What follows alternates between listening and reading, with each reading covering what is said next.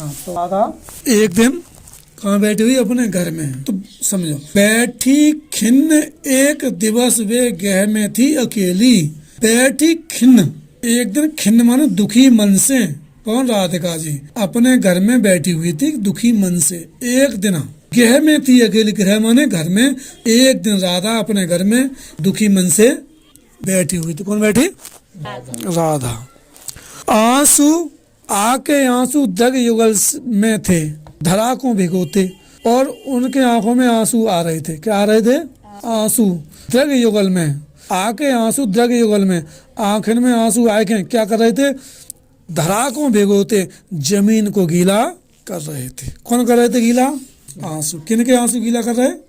तभी क्या हुआ? आई धीरे इस सदन में पुष्प सुगंध को ले। तभी थोड़ी देर बाद क्या आई? उस सदन में, उस घर में फूलों की खुशबू को लेकर। और तुमको कौन आई? तो कौन आई देखें? प्रातः वाली सुपवन, सवेरे की ठंडी ठंडी ताजी हवा। इसी काल वातायनों से, उसी समय वातायन, वातायन माने जंगला। इस जंगला में से ठंडी ठंडी हवा कहाँ आई? राधा के कमरा। राधा जिस कक्ष में बैठी थी उस कक्ष में हवा आई। तो संतापों को विपुल बढ़ता देख के दुखता हो, धीरे बोली स दुख उससे श्रीमती राधिका। अपनी परेशानी को बढ़ती देख के कौन? दुखी राधिका बहुत ज्यादा दुखी है गई, उसकी परेशानी। फिर धीरे से बोली श्रीमती राधिका। श्रीमती राधिका उस आवाज से धीरे से बोला। क्या बोली? प्यारी प्रातः पवन, हे सवेरे वाली हवा, इतना क्यों सताती है मुझे? इंसान मुझे क्यों? क्या तू भी कलुषित हुई है काल की क्रूरता से? क्या तू भी इस काल की क्रूरता से तू भी कलुषित है? गंदी है क्या? तू भी आनंद आ रहा है मुझे परेशान करने में? क्योंकि मैं तो एक पहले से परेशान हूँ कि श्री कृष्ण मुझे छोड़ करके चले गए हैं, और तू भूलने की याद बार बार दिला करके मुझे परेशान कर रही है। तू भी निठुर रह गई है, यानी निठुर हो गई है जो मुझे को परेशान। तो इसमें प्रश्न देख लें, नहीं फोकस आ गई भाई मारो। पहला प्रश्न है कि प्रस्तुत पद्यांश का संदर्भ लिखिए। क्या लिखिए? प्रस्तुत पद्यांश का संदर्भ लिखिए। तो प्रस्तुत पद्यांश कैसे लिखेंगे? अब हम क्या करते हैं, कभी कभी गलती से पेपर में कैसे करेंगे सो देखें। हाँ, तो पहला प्रश्न क्या है कि प्रस्तुत पद्यांश का संदर्भ लिखिए। प्रस्तुत पद्यांश का। अब क्या करते हैं, हम प्रश्न डालेंगे उसमें से। हमारा प्रश्न नंबर है, पर लिख दें काव्य खंड।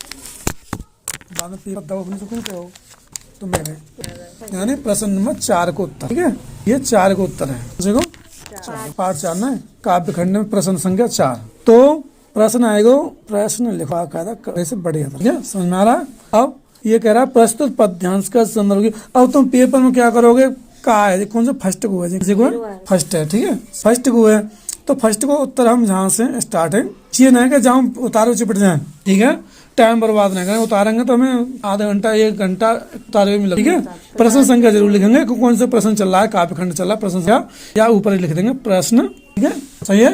अब संदर्भ है डालेंगे, संदर्भ काले से लिखेंगे, क्रॉस कर देंगे और ये लिखें। फिर नई लाइन से लिखेंगे जहाँ से क्या लिखेंगे? प्रस्तुत। अब देखें क्या है पद्यांश। अब हमें सबसे बड़ी समस्या आता है पद्यांश लिखें कि गद्यांश लिखें, क्या लिखें, या संस्कृत खंड लिखें या श्लोक लिखें।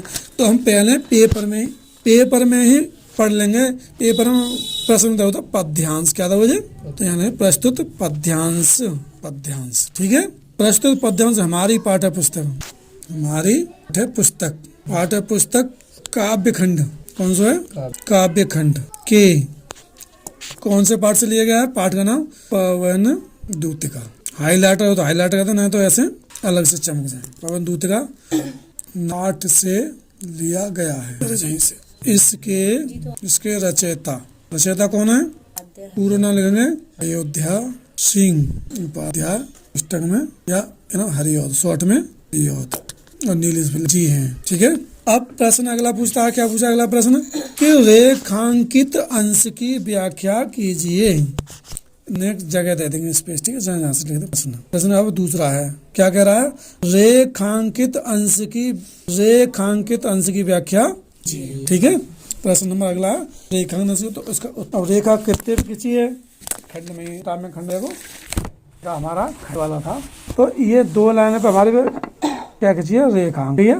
तो ऐसे लिखेंगे बैठी, ठीक है, बैठी खिन्न, डॉट डॉट डॉट करेंगे और लास्ट का अक्षर पे, जिससे जांचने वाले को पता पड़ जाए कि कितने की व्याख्या की गई है, यानी उसकी। अब डालेंगे व्याख्या, फिर नई लाइन से लिखेंगे, क्या लिखेंगे? प्रस्तुत खंड में श्रीमती राधिका अपने घर में, यानी फिर डॉट व्याख्या पढ़ाई उस हिसाब से लिख देंगे, क्योंकि बैठी खिन्न एक दिन घर में थी कि श्रीमती राधिका एक दिन अपने घर में दुखी मन से बैठी हुई थी और उसकी आंखों से निरंतर आंसू की धारा बह रही थी, जो आंसू निकल करके उसको आंखों से निकल करके जमीन को गीला कर रहे थे। इसमें बड़ा चढ़ा के लिख देंगे, व्याख्या हो गई। मान लो इतने में हमारी व्याख्या। अगला प्रश्न होगा हमारा ऐसे ही, अगला प्रश्न मान लो यहाँ से है, प्रश्न नंबर 3। कौन सा? प्रश्न नंबर 3 में क्या पूछ रहा है? प्रश्न नंबर 3 में पूछ रहा है प्रस्तुत पद्यांश में कवि ने राधा की किस स्थिति का वर्णन किया है? तो लिख देंगे, तो डालेंगे उसी में सुताते हैं। प्रस्तुत पद्यांश में कवि ने किसका वर्णन किया है? राधा की मनोदशा का। किसका वर्णन किया है? राधा की दशा का वर्णन किया है, ठीक है। अगला प्रश्न, प्रश्न नंबर 4, उसका उत्तर यहाँ से लिखेंगे। क्या है 4था प्रश्न? नायिका ने पवन को क्रूर क्यों कहा है? नायिका ने पवन को क्रूर, यानी यहाँ लिख दे रहा हूँ, ठीक है। नायिका ने वो क्रूर क्यों कहा है? क्यों कहा है? तो उत्तर में लिखेंगे नायिका ने पवन को क्रूर इसलिए कहा है कि वह प्रातः काल को ही उसे परेशान करने उसके घर में आ गई है, क्योंकि वह पहले से ही कैसी थी, इसलिए उसने पवन को क्रूर। प्रश्न नंबर 5 में क्या कह रहा है? क्या कह रहा है? प्रस्तुत पद्यांश की रस योजना पर प्रकाश डालिए कि इसमें कौन सा रस है, यानी इसमें कौन सा रस। तो जहाँ नायक नायिका के बिछुड़ने का वर्णन होता है वहां पर वियोग श्रृंगार रस। तो कैसे डालो इस रस पूछे तो रस में डालोगे